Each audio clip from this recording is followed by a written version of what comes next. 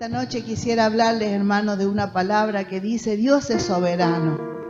Y esta palabra dice: el cielo gobierna.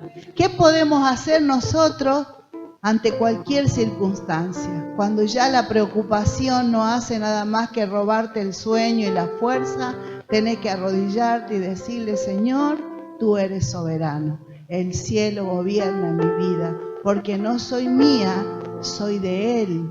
Y Él es quien está permitiendo o no permitiendo cosas que pasen en mi vida. Quisiera que en esta hora nosotros le digamos: Señor, háblame, habla mi corazón. Señor, yo quiero crecer en el conocimiento de tu palabra. Quiero crecer en conocer al Dios vivo.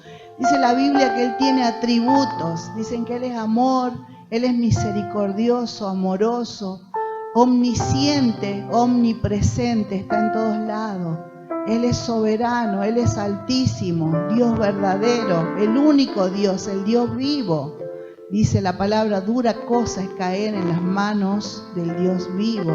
Así que es un Dios de temer, un Dios de amar, un Dios de reconocer. Pero en esta noche nos vamos a detener en este atributo: Dios es soberano. Arriba de Él no hay nadie. Abajo de Él están todos los reinos de la tierra. Él es soberano. Él es el dueño de la vida. Así que quisiera que, como hemos orado recién, abrir el corazón. La palabra del Señor es como la lluvia, dice Isaías 55. La lluvia que viene sobre la tierra cumple lo que tiene que hacer, el propósito para lo cual fue enviado. La lluvia viene, hace brotar la planta, el fruto, las plantas dan fruto, el trigo, todo lo que está esperando esa lluvia, viene la lluvia y cumple el propósito que va a hacer y se vuelve. Así es la palabra del Señor. Viene a la tierra, cumple el propósito para lo que el Señor la mandó. El Señor mandó esta palabra a mi vida primero y a la vida de ustedes. ¿Para qué? Para que cumpla un propósito. ¿Sí? Amén. Vamos a empezar entonces hablando de la soberanía de Dios. Dios es soberano. Estamos diciendo que Él hace lo que quiere, como quiere, cuando quiere y con quién quiere. ¿Qué podemos ante eso si Dios es soberano? Nadie le puede decir a Dios: ¿qué haces? Nadie puede presentarte y decirle: ¿qué haces? Porque Él es soberano. Soberano es, esta palabra dice, es el gobierno absoluto y exclusivo para ejercer la autoridad en todo el universo, en el cielo y en la tierra, y en todo ser que habita en ese universo. Tiene un derecho que ningún presidente, ningún reino, ningún gobernador, ningún delegado de la ONU o lo que sea tiene para decidir y ejercer. ¿Quién le puede decir a Dios: así no se hacen las cosas? Vino una pandemia sobre la tierra, sobre el mundo entero, y el mundo entero se sujetó. ¿Quién podía decir, levantar la voz y decirle que se termine? Nadie. Nadie puede con el Dios vivo, y ese es nuestro Padre. Amén. Qué privilegio, hermano, tener al Padre de nuestras vidas como un Rey soberano. Quisiera que ustedes busquen en la Biblia dos textos muy importantes para este concepto de soberanía de Dios, y uno está en primer libro de Crónicas, capítulo 29. Estamos hablando del Antiguo Testamento. Primer libro de Crónicas 29, y vamos a leer del 11 al 16, pero especialmente vamos a hacer un énfasis en el 11 y el 12. Quisiera que los que tengan el texto, yo lo tengo en Nueva Versión Internacional, así que en esta noche tenemos un lector de lujo. Le pedí al pastor Sergio que él haga lectura a estos textos que vamos a mencionar. Pero usted lo tiene, amén. ¿Quién ya tiene el texto en su mano? Bueno, primer libro de Crónicas 29, capítulo 29, verso 11 al 16. Escuchamos. Tuya es, oh Jehová, la magnificencia y el poder, la gloria, la victoria y el honor. Porque todas las cosas que están en los cielos y en la tierra son tuyas. Tuyo, oh Jehová, es el reino. Tú eres excelso sobre todo. Las riquezas y la gloria proceden de ti, y tú dominas sobre todo. En tu mano está la fuerza y el poder, y en tu mano el hacer grande y el dar poder a todos. Ahora pues, Dios nuestro, nosotros alabamos y loamos tu glorioso nombre, porque ¿quién soy yo y quién es mi pueblo para que pudiésemos ofrecer voluntariamente cosa semejante? Pues todo es tuyo, y de lo recibido de tu mano te damos, porque nosotros, extranjeros y advenedizos somos delante de ti, como todos nuestros padres, y nuestros días sobre la tierra, cual sombra que no dura. Oh Jehová, Dios nuestro, toda esta abundancia que hemos preparado para edificar casa a tu santo nombre, de tu mano es, y todo es tuyo. Amén. Y hasta hace mención el de traer de lo recibido, dice la palabra, de tu mano te damos. O sea que lo que tenemos no es nuestro, es prestado. Cada cosa que tenemos, porque desnudos salimos del vientre de nuestra madre y desnudos volveremos. Cuando nacemos, alguien nos recoge y nos viste. Y cuando nos morimos, alguien nos recoge, nos viste y nos lleva a la tumba, porque nosotros dependemos de un Dios que nos dio la vida. Miren qué interesante. Por eso dice, de lo recibido de tu mano. Cuando nosotros diezmamos, ofrendamos, no le estamos dando lo que es nuestro, esto es mío. No, de lo recibido de tu mano te damos, Señor. Él es soberano, sobre todo es soberano. Hay otro texto más que está en el primer libro de Samuel, capítulo 2, y son 2 versículos, del 6 al 8. Escuchen de hermosa esta palabra.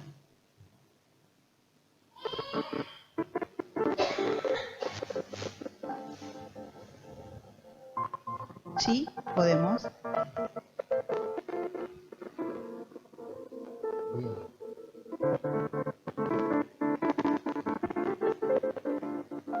Jehová mata y él da vida.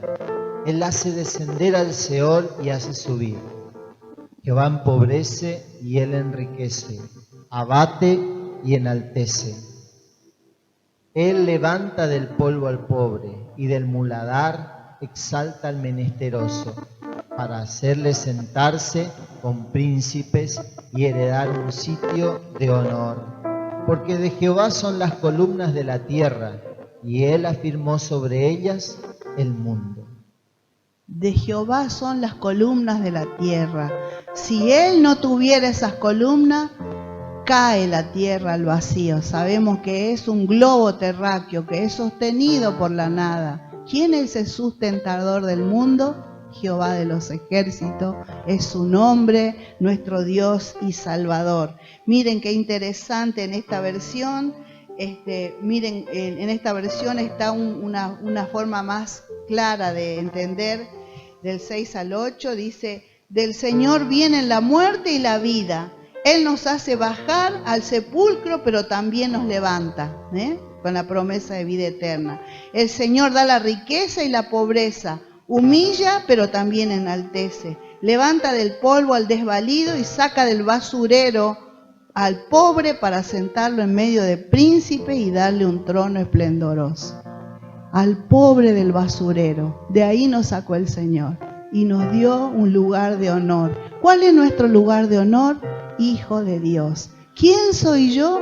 Hija de Dios. Antes que cualquier cosa en la tierra, soy hija de Dios. Y si alguna honra, algún valor, algún mérito hay en mi vida, es ser hija de Dios. Todo lo demás es nada, porque ese es el mayor título y el mayor honor que tiene un hijo de Dios. Dios es el autor, Dios es el fundador, Dios es el dueño del mundo. Dice la palabra de Jehová es la tierra y la plenitud y todos los que en él habitan. O sea que de él es todo, fundador, porque él creó con los dichos de su boca, la nada la volvió algo. Dice que la tierra estaba desordenada y vacía, había oscuridad.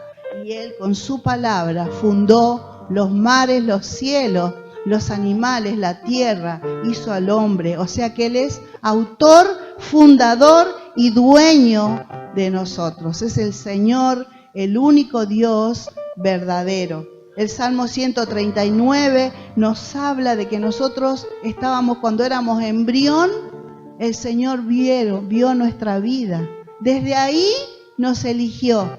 Y el texto, Salmo 139, 13, 14 y 15, miren la palabra, cómo cobra vida y cómo es espada para nosotros. Pastor. Porque tú formaste mis entrañas. Tú me hiciste en el vientre de mi madre. Te alabaré, porque formidables y maravillosas son tus obras. Estoy maravillado y mi alma lo sabe muy bien. No fue encubierto de ti mi cuerpo. Bien que en lo oculto fui formado y entretejido en lo más profundo de la tierra. Amén. El Señor desde la formación, cuando era mi vida un pequeño punto, ya lo veía y ya lo amaba. El Señor nos hizo en el vientre de nuestras madres. Él es el dueño del supermercado. Saben que el fabricante de la mercadería es el que le pone fecha de vencimiento. Uno va a comprar una leche en polvo y mira, lo primero que mira, ¿cuándo vence? ¿Y quién le puso esa fecha? ¿El dueño de acá? No, el fabricante. Y Él es el fabricante de nuestra vida. En algún lugar tenemos la fecha de vencimiento. No la podemos ver porque ninguno de nosotros sabemos los tiempos de Dios. Pero sí nosotros pertenecemos al Señor y dueño de nuestra vida, sustentador. Cuando el Señor Jesús habla en el Nuevo Testamento, dice, mirad los lirios del campo. No hilan ni hacen, pero visten como ni aún el rey Salomón se viste con semejantes colores, ¿no? Y los pajaritos, ¿quién los alimenta? De todos los colores. Cuando llega el verano y hay un árbol con fruto, uno ve pajaritos de todos los colores y el Señor los sustenta. Dios es el dueño, el creador, el fundador y el sustentador del mundo y de sus hijos. Hermanos, duerma en paz. Si usted está afligido por una situación, le digo que no está en sus manos el resolver. Pídale a su Padre y descanse, porque Él no lo va a desamparar. Amén. No se angustie, no se enferme, no llegue a las pastillas, llegue a los pies de Cristo, entregue su carga y descanse y duerma sabiendo que su vida está en las manos de Dios. Amén. Hay momentos en la vida que uno siente que todo está terminado. Hay momentos que uno siente que no hay salida para su vida, pero sepan que los planes de Dios son bien hechos y sus planes son altos. Sus planes y sus caminos, dice la palabra, son altos. Altos son sus caminos y sus pensamientos. Pero nosotros pensamos y sentimos bajo. Entonces tenemos que mirar al Señor y buscar en Él esos caminos y esos pensamientos. Saben que el Señor tiene planes con su vida. Salmo 138, 8 dice, Jehová cumplirá su propósito en mí. Cuando Él me vio en el vientre de mi madre era nada y ya tenía planes con mi vida.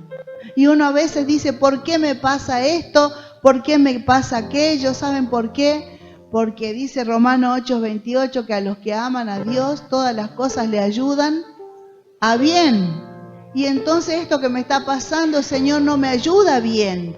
Tenemos que saber, porque cuando comienza ese texto, dice el 8:28, sabemos que a los que aman a Dios, todo le ayuda bien. O sea, que es algo bien sabido, algo bien conocido. Las verdades de los hijos de Dios deberían estar siempre en nuestra mente. Vienen los problemas y tenemos que decir, Señor, esto que está pasando, yo soy hijo de Dios, conozco que Él tiene planes con mi vida, planes de bien y no de mal, dice Jeremías 11:29, para un futuro con esperanza. Si esto está pasando, tiene que ser para bien. ¿Por qué?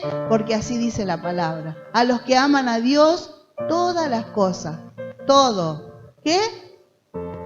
Todo es todo. Todas las cosas nos ayudan a bien. No sé por qué me está pasando esto. ¿Dónde estás, Dios? Y Dios nos mira y nos dice, te estoy ayudando al propósito que yo tengo para tu vida. Jehová cumplirá su propósito en mí. Yo no me voy a morir hasta que no cumpla el propósito de Dios. Nosotros, ¿por qué estamos vivos, hermanos? ¿Cuánta gente murió en la pandemia? Miles, millones en el mundo. ¿Y usted y yo quedamos aquí? ¿Quedamos de muestra? No, quedamos porque Jehová cumplirá su propósito en nosotros. Nosotros tenemos tarea para hacer. Hasta que no cumplamos el propósito de Dios, no nos vamos a morir. Somos inmortales hasta que cumplamos su propósito. Porque Dios nos creó desde el vientre, desde ese ovulito tan pequeño y lo miró, ya le dio el propósito, el dueño del universo. Y usted no se va a ir hasta que no cumpla el propósito de Dios. Así que por más que usted diga, me quiero morir, ya me voy a morir, no está en sus manos, está en las manos de Dios. Más bien deberíamos decir, Señor, ayúdame a obedecerte y a cumplir tus planes que de antemano tuviste para mí. El Señor es sustentador. Toda la Biblia entera habla de la soberanía de Dios. Toda la Biblia habla de que Él es perfecto y su plan es perfecto y es eterno. Nadie puede saber en el momento, dice que ni aun los ángeles, que Jesús vendrá y bajará a buscar a la iglesia. Pero sí la Biblia nos dice que Él viene pronto. La Biblia nos dice que nos preparemos. En el libro de Josué le dice al pueblo, prepárense, santifíquense porque el Señor hará grandes cosas con ustedes. Qué bien, hermanos, según los profetas, vienen el último y gran avivamiento de la tierra y viene el Señor a buscar a la iglesia. Yo no quisiera ser espectadora y contarle a otro, vos sabés que el Señor está viniendo. Yo quisiera sentir en mi corazón y vivir una fe tan fresca, tan conectada a Dios, escuchando la voz del Señor que dice, mis ovejas oyen mi voz y me siguen y yo les doy vida eterna. Y saber que el Señor está viniendo y viene el último y gran avivamiento. ¿Cómo me encontrará el Señor a mí? ¿Me encontrará dormido, durmiendo la siesta porque hace mucho calor?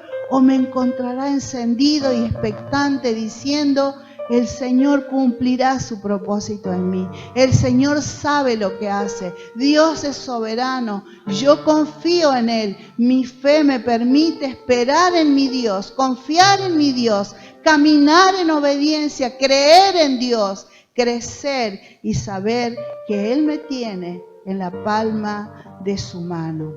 Entonces, a los que aman a Dios, todo ayuda a bien. El Señor, hermanos, quiere cambiarnos, quiere transformar nuestra vida, quiere hacer de nosotros personas adoradoras de Dios. ¿Para qué nos creó el Señor? Para adorarlo, para glorificar, para gloria de su nombre. ¿Y cuánto nos cuesta, hermanos, levantar las manos? Abrir nuestra boca y adorar a Dios. ¿Cuánto nos cuesta reconocer y levantarnos a la mañana y ponernos en un lugar visible al cielo y decirle, Señor, hoy quiero adorarte, quiero ponerme debajo de tus alas. Si hoy hace mucho sol, esta mañana le decía al Señor, quiero estar bajo tus alas, bajo tu sombra, como decía el salmista, debajo de tus alas, debajo de tu sombra, y hacer tu voluntad. No sé qué va a pasar hoy con mi vida, pero quiero estar en el centro de tu divina voluntad. Amén. No quiero estar afligido, desesperado. El otro día, hace un mes, 2 meses atrás, tenía los nudillos pelados. Y digo, ay, estos detergentes que vienen ahora, qué malos que son. Pelan, lastiman las manos. Y yo estaba poniéndome una crema y consulté a un médico. No, me dice, Señor, eso es estrés. Y yo digo, ¿por qué estoy estresada? Si yo no voy a hacer nada para cambiar mi situación. Mi vida es de Él. Y empecé a orar y a decirle, Señor, yo no me quiero preocupar. Yo sé que hasta aquí nunca me desamparaste. Nunca me faltó nada. Aunque soy una hija de padres separados y mi mamá tuvo que salir a trabajar y criarnos, nunca nos faltó nada. ¿Por qué ahora que soy grande y que tengo todo y que ya mis hijos están casados, soy abuela, serví al Señor, pastoreé con mi esposo, pastoreo sola ahora y sigo adelante? ¿Cómo es que ahora me voy a estresar si viví momentos difíciles, realmente difíciles, y nada me pasó? Entonces empecé a proclamar paz en mi corazón. Señor, yo me relajo delante de tu presencia, me rindo a tus pies. Antes de estar pensando y preocupándome, quiero pensar una canción linda y adorarte y agradecerte y entrar en tu presencia con un corazón agradecido, porque no sé si mañana ya estaré delante de ti. Y quisiera entrar con una canción en mi boca y no con una queja en mi corazón. Amén, hermanos. No sé si usted me comprende en esta noche. No sé si usted se da cuenta a lo que lo estoy llevando. No se desespere. Sea cristiano consagrado, un discípulo, un cristiano que le cree a su Padre, que le cree a su Señor. Cuando uno es niño y pide algo, le pide al papá por acá, le da y le pide cosas. Y el padre le dije, ya te voy a comprar, ya te voy. Y uno se queda feliz, uno le cree al papá. Aunque nos dijo por decirnos, seamos niños. Padre, necesito esto, es mi necesidad hoy. Yo necesito pagar esta boleta, necesito arreglar el auto. Yo ahora como estoy a cargo del auto, ya sé que hay gastos que hacer con el auto. Fui antes de venir a ver si le faltaba aceite. Le digo, póngale lo que le falta, sin preguntar cuánto sale. Pero claro, antes no tenía estas necesidades, ¿no? Y bueno, yo decía, gastaré 5.000 pesos, ¿no? Terminó de hacer todo y me dijo, son 10.000. Ah, bueno. Entonces ya estoy, antes de hacer cositas, tengo que pensar. Pero hoy por hoy le digo, Señor, todo es tuyo. La plata es tuya. El dinero es tuyo. ¿Yo me voy a hacer problema? No, Señor, yo voy a confiar que vos me vas a dar. Amén. Así como un niño confía en su papá, Dios me va a dar para eso que tengo necesidad. Amén, hermanos. ¿Podremos ser como niños y creerle a Dios? ¿O nosotros creemos que podemos resolver? ¿Para qué si mañana, dentro de un rato, cuando Él dispone, nos lleva a su presencia? ¿Y qué podemos hacer? Nada. Cuando uno se va, deja todo. Nadie se lleva nada. Cuando mi esposo partió a la presencia del Señor, yo volví corriendo del cementerio, entré a mi casa, mis hijos quedaron abajo charlando y me fui a la habitación, abrí el placar y miré, ahí estaban sus relojes. Él le encantaba, tenía 2 o 3 lindos, uno del papá, uno le regaló, tenía sus tesoros. Sus perfumes eran el otro tesoro. Ángel era de un buen perfume, la iglesia lo conocía por eso, buenas camas, todo estaba. Solo faltaba el traje negro que habíamos elegido con mi hijo, una camisa blanca y una corbata que él amaba mucho y le pusimos. Todo lo demás estaba ahí. O sea que cuando uno se muere, hermanos, no lleva nada. Las cosas, por eso decía el apóstol Pablo, para mí el vivir es Cristo y el morir es ganancia y las cosas las tengo, decía el apóstol Pablo, por basura para ganar lo que Dios quiere para mí. Todo es basura. Y yo ese día terminé, cerré el placar y le dije, Señor, todo es basura. Todo es basura. Ahora entiendo que todo es basura. Toda esta vida es prestada, hermanos. Somos del dueño del Señor. Nosotros somos prestados de este reino. Somos del reino de luz y de la vida eterna. El Señor viene pronto a buscarnos. Y cuando nos pasan cosas, hermanos, pueden ser 3 cosas que nos pasan. Puede ser que sea una prueba. A veces nos pasan cosas duras. ¿Y saben qué puede ser eso? Una prueba.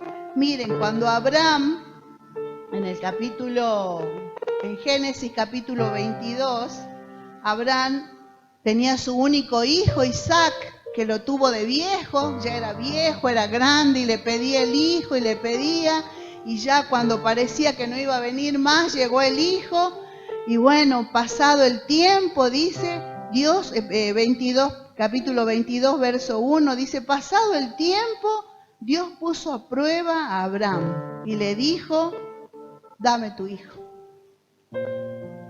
Lleva a tu hijo y sacrifícalo en el monte del sacrificio.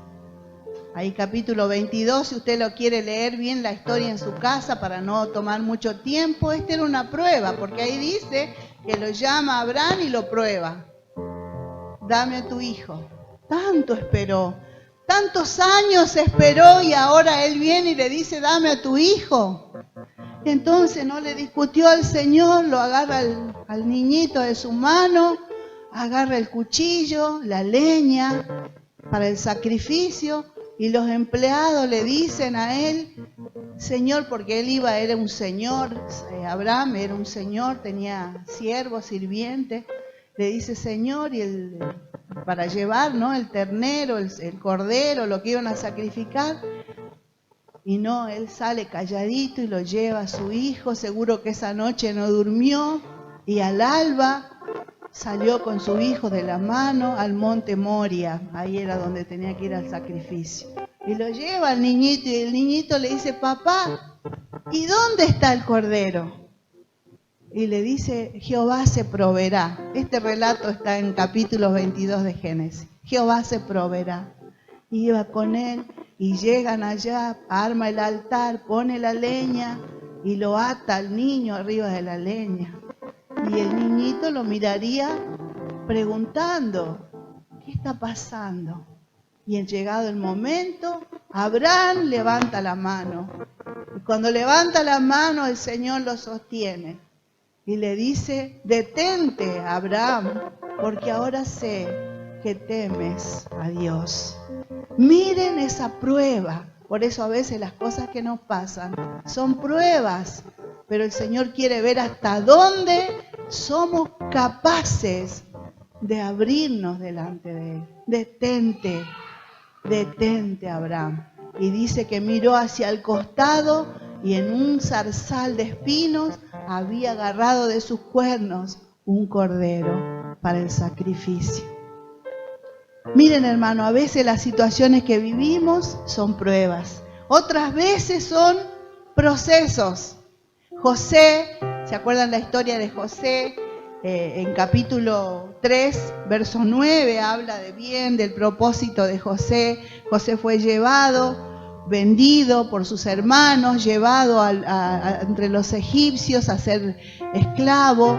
Estuvo en la corte, después lo llevaron preso porque la mujer de Potifar, el gobernador, el jefe que lo tenía de sirviente, se fija en él, lo seduce. Bueno, fue a parar a la cárcel. Ahí quedó en la cárcel preso, ahí conoció, él interpretaba los sueños porque José era un soñador, todo lo que soñaba lo contaba y por culpa de contar sus sueños terminó en la cárcel. Y bueno, en ese proceso llega al propósito de Dios. ¿Cuál era el propósito de Dios? Llegar a Egipto, ser gobernador principal y tener alimento ¿para quién? Para todo el pueblo de Israel. Ese era el propósito de José. Y a José no le iba a pasar nada hasta que no se cumpla el propósito de Dios. Entonces, muchas veces, hermanos, nuestra vida es un proceso. Yo a veces le digo, Señor, ¿en qué parte del proceso estoy? ¿Por dónde va el propósito tuyo con mi vida? Hermanos, esté listo. Puede ser prueba o puede ser un proceso de Dios para que Él cumpla su propósito. Y también puede ser que sea un ataque del enemigo. ¿Usted leyó el libro de Job? ¿Alguien leyó el libro de Job? ¿Conoce la historia de Job? Sí, conocemos, claro que sí. Bueno, el diablo andaba por ahí y se presenta delante de Dios y le dice, ¿viste a tu hijo ahí? Lo vi a Job, qué tremendo Job, ¿no? Que canta lindo, tiene mucha plata, muchos hijos, mucho ganado. Claro, por eso te adora, por eso te sirve, por eso te ama. Pero probalo, tocale a ver, tocale los hijos, tocale las cosas a ver que no te adora más. ¿Y qué le dice el Señor y Dios a Satanás? A ver, tócalo, pero tu vida no podés tocar. Probalo, andá. Era un ataque del enemigo contra Job. Y Job termina todo un proceso y dice, Jehová da y Jehová quita. Uno de los momentos cuando le dicen, tus hijos murieron, todos no tienen nada. Y la mujer viene y le dice, ay, Job, estás sarnoso, enfermo, maldice a tu Dios y muérete, basta. Y él le dice, como una mujer fatua, una mujer mundana estás hablando. Y le dice, ¿qué acaso solamente voy a bendecir a Dios con lo que me da? No, Él da y Él quita, sea el nombre de Jehová bendito, dice Job. Y en otro momento estaba mal y le dijo a Dios, a los amigos, le venían a aconsejar, el libro es lindo, léalo, le vienen a hablar de su prueba, vos no estarás en pecado, mira lo que te está pasando. Y Él les dice a ellos, yo sé que mi Redentor vive, yo sé que mi Redentor vive. Muchas veces, hermanos, yo tuve pruebas duras y tuve que decir, yo sé que hay un Dios que vive y ve lo que me está pasando. Hermanos, muchas veces las situaciones de la vida son ataques del enemigo. Entonces nosotros necesitamos levantarnos del polvo y decir, yo sé que mi Redentor vive. Y llega al punto Job, que en el capítulo 42 dice, Señor, de oídas te había oído, mas ahora mis ojos te ven. Hermanos, conozcamos a Dios, es soberano. Él es el que permite la circunstancia que estás pasando. Dios tiene un propósito para tu vida. Dios sabe lo que hace. Dios gobierna sobre todo el universo. Amén, hermanos. ¿Se dan cuenta dónde estamos yendo? ¿Se dan cuenta que nuestras quejas a veces son por ser nada más que con los pies metidos en la tierra y el corazón lejos de Dios? Yo les quiero dar unos consejitos. Primero le quiero decir, pelee con armas espirituales. No vaya a pelear cuerpo a cuerpo con el enemigo, porque hay muchos títeres de Satanás que nos quieren robar la fe. Nosotros tenemos que pelear con armas espirituales. 2 Corintios 10:4. A ver si el pastor ya lo tiene.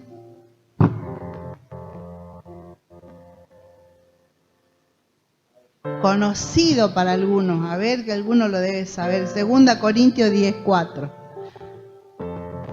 Porque las armas de nuestra milicia no son carnales, sino poderosas en Dios para la destrucción de fortalezas. Ahí está, las armas de nuestra, las tenemos que saber de memoria, especialmente los intercesores. Las armas de nuestra milicia, o sea, con lo que no son carnales, sino son espirituales, son poderosas en Dios para la destrucción de fortaleza. Se levantan fortalezas contra los hijos de Dios. Pero no voy a pelear con mi fuerza y no me voy a poner a la altura de mi adversario. Voy a tomar armas espirituales. ¿Cuáles son? La oración, el ayuno, el clamor, la súplica, la alabanza, la adoración. Levantarse en una canción de adoración en medio de la lucha y de la prueba, eso es sacrificio de alabanza. Levántese un día y va a ver cómo el enemigo retrocede. Amén. Cuando estaba Silas y Pablo presos en la cárcel, estaban atados, estaban en el subsuelo de la cárcel y empezaron a adorar, a cantar. Ni siquiera hicieron guerra espiritual, no se habla de cántico. Y empezaron a adorar, a cantar, y se ve que entre los dos se habrán entusiasmado y te acordás de esta y esa viejita y esta canción y la otra, y cantaron y explotó como una gran explosión en la cárcel. Y los grillos y las cadenas se rompieron de tal manera que los soldados vinieron, dijo, se están escapando, los están liberando a los presos. Y ellos dijeron, aquí estamos, solo queremos que reciban a Jesús como Señor y Salvador. Y ese día muchos se convirtieron, aún la familia de esos guardiacárceles que los cuidaban. Pelea con armas espirituales, supera lo que te roba la paz. Un día yo sola me decía, cuando se fue Ángel y ya quedé sola, dije, yo sola me hablaba, supéralo. Mi casa estaba en la cocina, no quería cocinar, digo, no, ¿para qué voy a cocinar para mí sola? Siempre cocinaba para 5 y de pronto hacer milanesas, qué lío, fritar, no, qué lío hacer ensalada, ¿para qué si es para mí sola? Y yo me dije a mí misma, Betty, supéralo, no vas a comer nunca más entonces. ¿Qué vas a hacer? Supéralo, hija. Yo sola me retaba, sola me hablaba. Supéralo, porque Dios tiene propósito. ¿Para qué Dios quiso esto? ¿Para qué Dios? Porque algo tenía planeado con mi vida. Amén, hermano. Supérelo, supérelo. Porque lo que Dios tiene es más grande de lo que usted se imagina. Amén. Quisiera ir a... Me estoy poniendo muy largo, ¿no? No. Bueno, superemos eso que nos está pasando. Los caminos de Dios son altos, los pensamientos son altos. Él nos quiere llevar a un nivel nuevo de vida espiritual, no nos quiere dejar en el pozo, el Señor nos quiere levantar. Y les quiero contar algo, Él pelea nuestras batallas. No, nosotros no tenemos que salir. Muchas veces hay gente que nos agrede, pero son enemigos, que usa a la gente como títeres. El Señor pelea por usted. Déjelo, déjelo. Dice el Señor que nosotros tenemos que orar por nuestros enemigos, bendecir a los que nos maldicen y orar por los que nos persiguen. Ahora, ¿cómo lo hago? Tratando de saber que el que pelea por mí es el Señor. Nosotros, ¿qué tenemos? Abogado tenemos delante del Padre, que es Jesucristo. Nuestro juez es el Dios Padre sentado en su trono. Y nuestro intercesor es el Espíritu Santo, que pide por nosotros con gemidos indecibles. Miren, nosotros no estamos solos.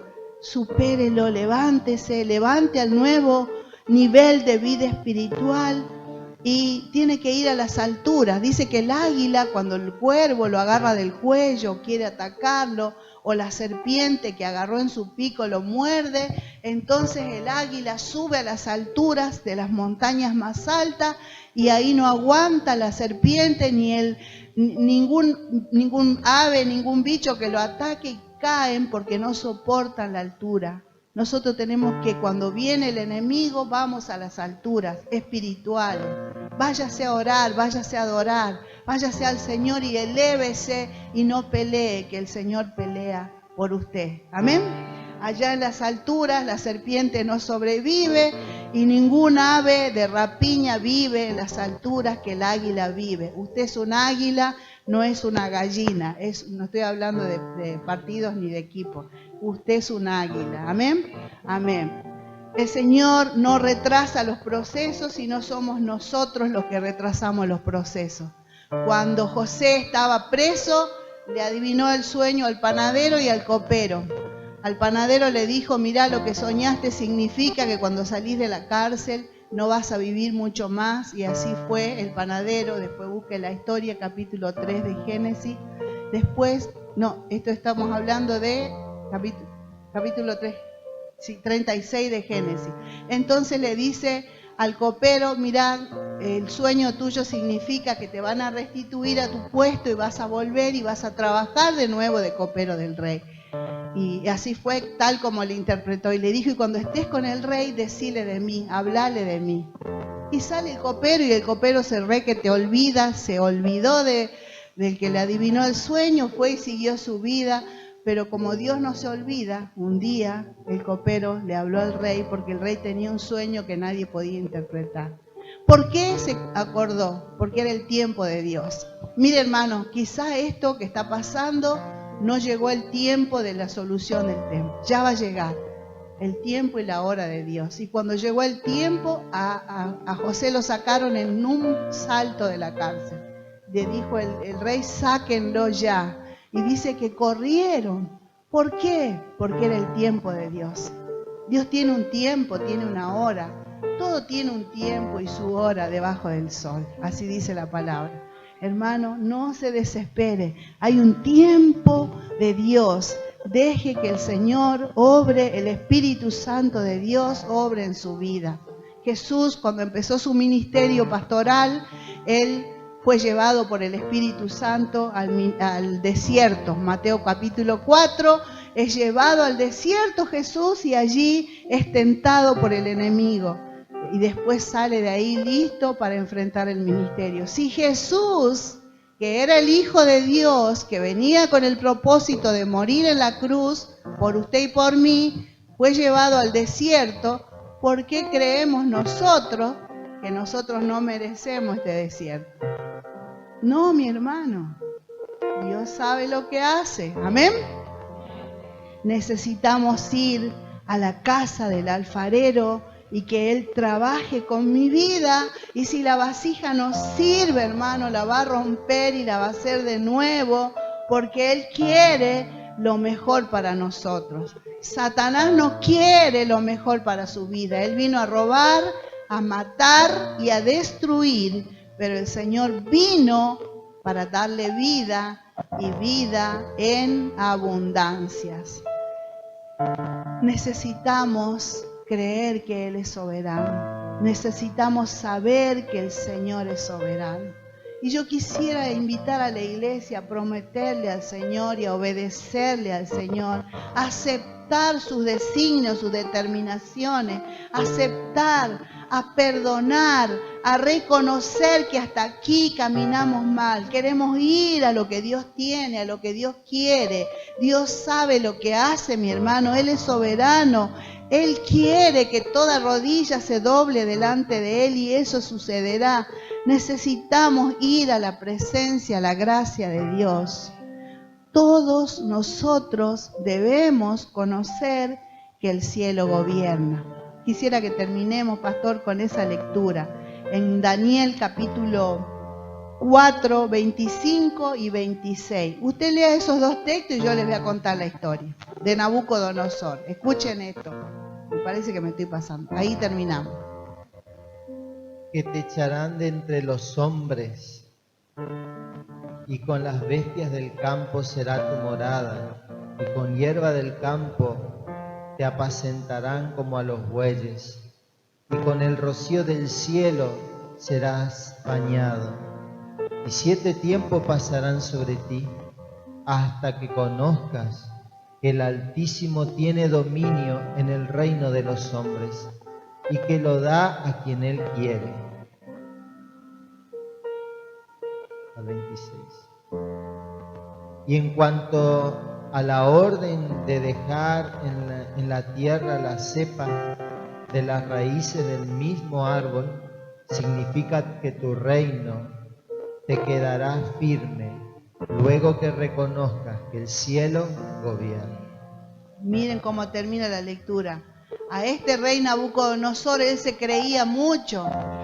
y viene y le interpreta un sueño Daniel. Acá está el Hijo de Dios Daniel, un siervo de Dios, y le dice: lo que pasa con vos es que tenés que reconocer que Dios es soberano, que Él te puso donde estás.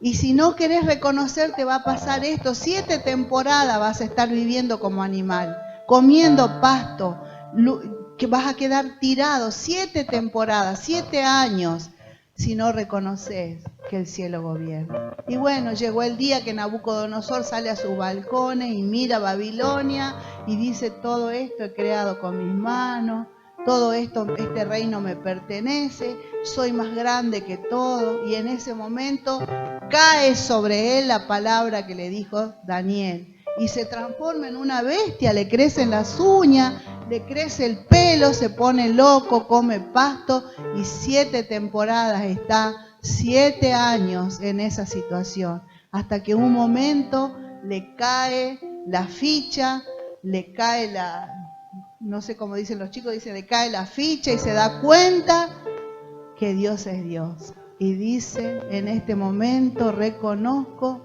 que Dios es Dios, que Él es soberano, y reconozco que el cielo gobierna. Y ahí dice: es restaurado su reino. Y en ese territorio, en Persia, en toda esa zona, se reconoce que Dios es Dios.